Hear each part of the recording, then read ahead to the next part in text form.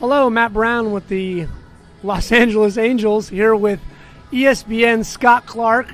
Another wonderful podcast is about to happen because let me tell you right now, this is a very, very special guest when I can get Scott Clark in my stadium and to sit down with me. Scott, thanks for having some time with us. It is a pleasure to be here, and there's nothing else going on right now, so I have no other option but to do this.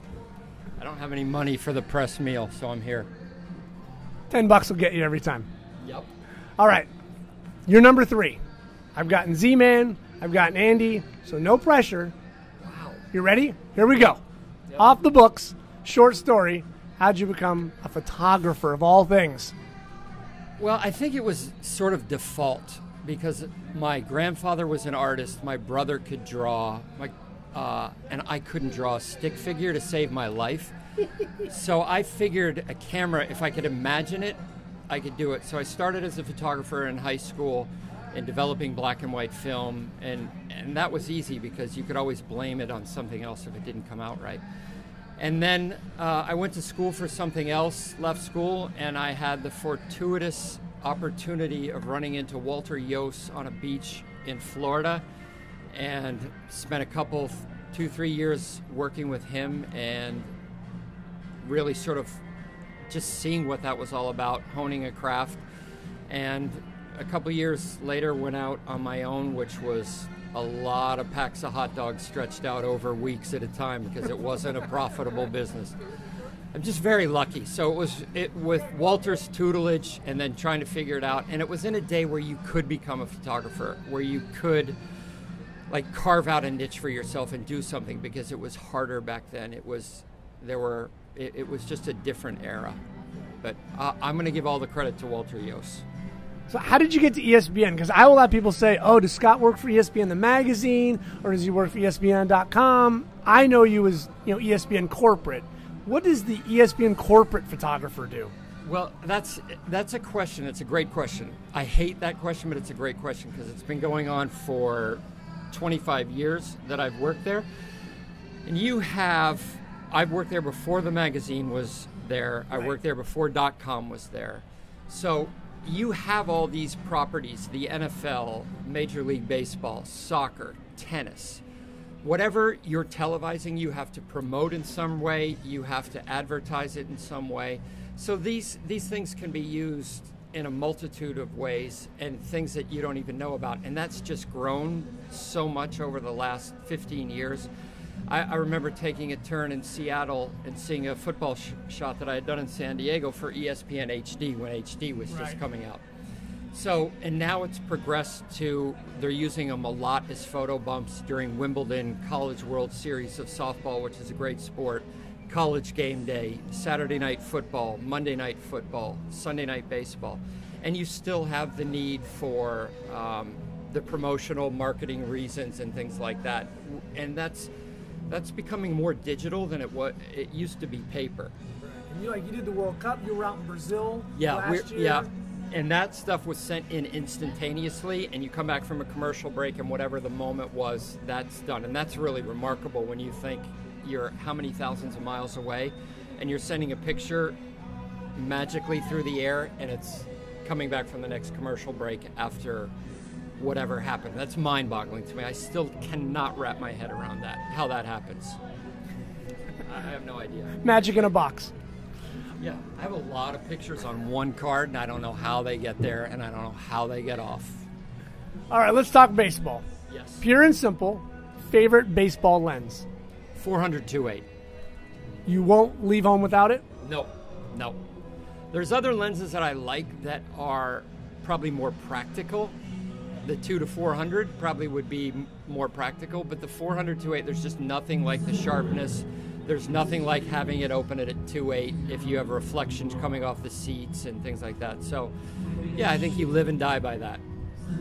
All right, where does your heart still lie, film or digital? You know what? I think I become a product of instant gratification. I like that digitally you can see it, but my heart still lies in film because it was kind of waiting for Christmas every day that you got film processed, and you would not know about your mistakes until you saw the film. And there was something that thinned the herd with film. It was a much harder profession. And when you can see it instantly and make mistakes and correct mistakes, which is good in some ways, but, film photographers were very good photographers. What is your favorite baseball stadium, period? Fenway Park, hands down, nothing better. Fenway Park is the best. Spring or fall for Fenway? Do you like it when it's a little crisp? Because summers can be hot and steamy. Summers are hot and steamy there, but there's no shortage of beer there. I've been there both times, and I got to tell you, I'll take any day at Fenway. It's a magical place, and I think it's so good because it was so gross out on Yawkey Way. I would get these steak sandwiches, and one day I looked behind the cart and there was a bunch of dead rats, so I took a little leave of absence for that. Now they've cleaned that whole street up. It's a beautiful stadium, and Field of Dreams, when that little scene was in there, the place is magic. It's magic. What stadium do you wish you could have shot at that no longer exists? I'm going to say the Polo Grounds in New York, just because it sounds fancy. And I've seen pictures where you have all these signs on the outfield wall and buildings out there. I just think for the history of it, I'll say Polo Grounds, because I've been in a lot of stadiums in the last 25 years. What should all baseball stadiums have? The option to get pine tar cologne when you walk in, because I think it just smells so good that you should be able to smell it the entire way instead of only in the first 3 rows of the stadium. So they should have pine tar cologne available. All right. Well, we'll have to go with it. Can you imagine yourself, wool suit, fedora, speed graphic, shooting 4x5 at home plate? No, I can't. And I can double not imagine it, because I just found a picture of myself playing Little League Baseball looking like the biggest dork on the planet in Florida in the summertime in a wool uniform. So I know how those wool uniforms feel. And I have them to imagine that, I don't know, maybe photographers had a little more respect back then, but I got to believe that people tried to go after them or maybe threw an errant ball. I mean, you're right there in someone's lap while they're trying to win a game. It's inconceivable to me. I often joke with people I see, if somebody's new at a stadium, I said, hey, they said it's okay for you to go shoot at second base. They're like, what?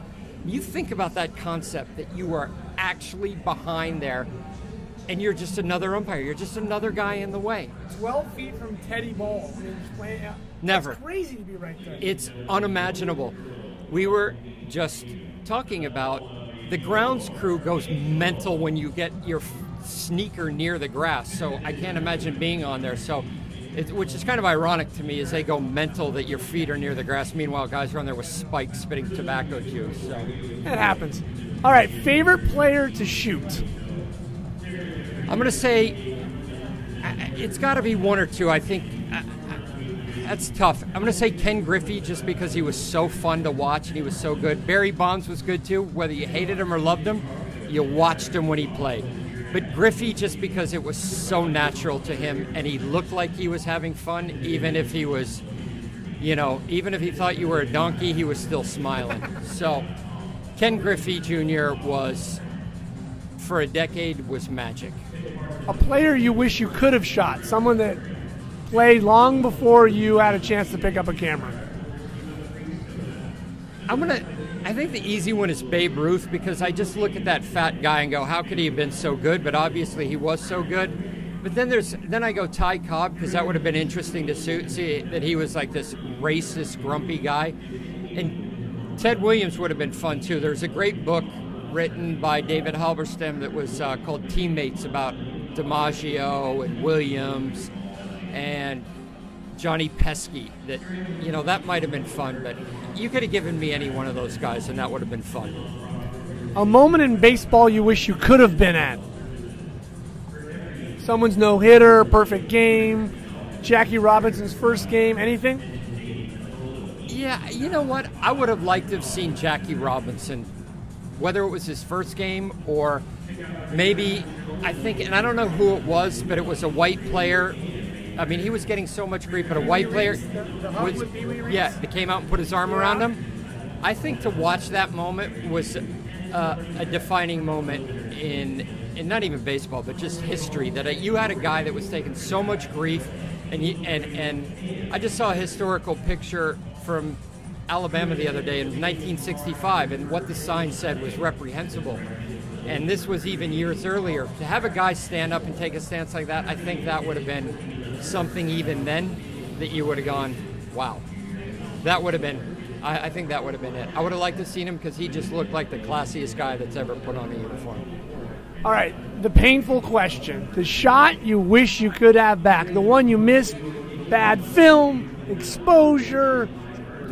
What's the shot you want back? Well, I wish I had it better, let's just say. It was in 1995 with Cal Ripken breaking Lou Gehrig's record. The Angels were actually playing them. So with that game, he was breaking Gehrig's record. So I had this little spot tucked away. It was a great shot to get Ripken at bat. And once the game became official, that's when it was. But then I got a call from ESPN. They said, you need to be in the booth because Bill Clinton's going to be up there. We need a shot of that with Chris Berman and whoever was there. I'm like, oh, that's cool. So I get up there, and I think Annie Leibovitz was there or something shooting him. I get up there in the fifth inning when I'm supposed to be there. He's already gone, been there and gone, so I missed that, which the Secret Service is never going to let me in there anyway. So I miss that. I get down for the tail end of Cal Ripken's thing where he's waving his hand and stuff, but I think I missed a boatload of pictures chasing down a picture that I was never going to get in the first place. But I was too stupid to know it. Like, oh yeah, that's the Secret Service? Right.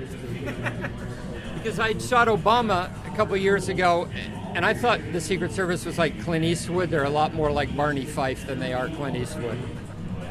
All right. The fun question, if you could play any baseball position with any great talent, what position would it be? I think catcher, because I have a death wish, catcher. Yeah, but I was a catcher, and I was good, and I had an accident and broke my back, and then I was done with sports. But I don't have the attention span to stand out there and like go, oh, what was that? I need to be involved in every play, or I'm falling asleep on you. You know your weakness. Yeah, that's good. I'm not gonna pay attention. All right, if you could be commissioner for a day, what one rule would you change? One rule would you change? Well, that's it. Well, it's a more defined question. What one rule would I change? I sort of thought that it was, wow, what rule? I guess maybe just, and I don't really care, but the DH. Just let everybody hit, because it's kind of funny seeing pitchers who can't hit, because then you feel better about yourself. Sometimes they just look like normal people. Yeah, like me and you swinging at a 90. Like, it's so dorky that you go, yeah, that's cool. I like that. So just let everybody hit, but then that takes away a job from somebody, a DH. And we're here. We just saw Edgar Martinez, one of the great DHs of all time. Right. So, or David Ortiz, who's one of my favorite players of all time. So you take that element out of it. But I don't want to say something to take away, but it'd just be fun to see people be dorky once in a while. All right, you got any photo tips for shooting baseball? Some novice, they shoot their kids at high school. You got one tip that might help somebody out? Yeah, I think that you have to have an idea of what you want to do beforehand, or what you're going to try and do. Because I think if you go out there and you're just trying to follow the pitcher to the hitter to something, it's like, it's never going to happen. You know, you're not quick enough, and nothing's quick enough to do that. So you just go, if there's a left-handed batter up, there's a runner on first, and maybe the shortstop's cheating a little to second, and he may try to pull it. So go on the third baseman or something like that. Just try to think what may happen, because that's going to give you a picture. That happened to me in 2006, one of the best baseball pictures I've taken at the World Baseball Classic. So I think you have to think, and it can't be like I'm going out here and just shooting a picture of everybody, and it's, you know, if you take one okay picture of everybody, who cares? You take one great picture of the game, somebody's going to care. So I would have an idea and stick to that, and stick on a player and wait for it, and either you win or you lose. I mean, you can go a whole season and not take a good baseball picture. Baseball's boring, dude. Oh, it's rough. Baseball is a rough, short sport to shoot. Yeah. They should make the field smaller and pitch underhand like women's softball. then we're talking. Wait a minute, you just changed the rule. You just became the commissioner and changed the rule. Yeah, exactly. See, I'm not that smart either. So that's my rule. You shorten it to softball dimensions, you pitch underhand, and it's action every inning. Bingo, there you go. This wouldn't have anything to do with you just getting back from the College World Series of softball? No, nothing. And it also has nothing to do with that those women are lovely and they welcome you here, unlike when you come into a Major League Baseball stadium like maybe Yankee Stadium, where they're just looking for a reason to throw you out. Looking. On that note, I'm going to say thank you, and I guess I'm never welcome back in New York again. Scott, it's been a pleasure. Thank you. It was awesome.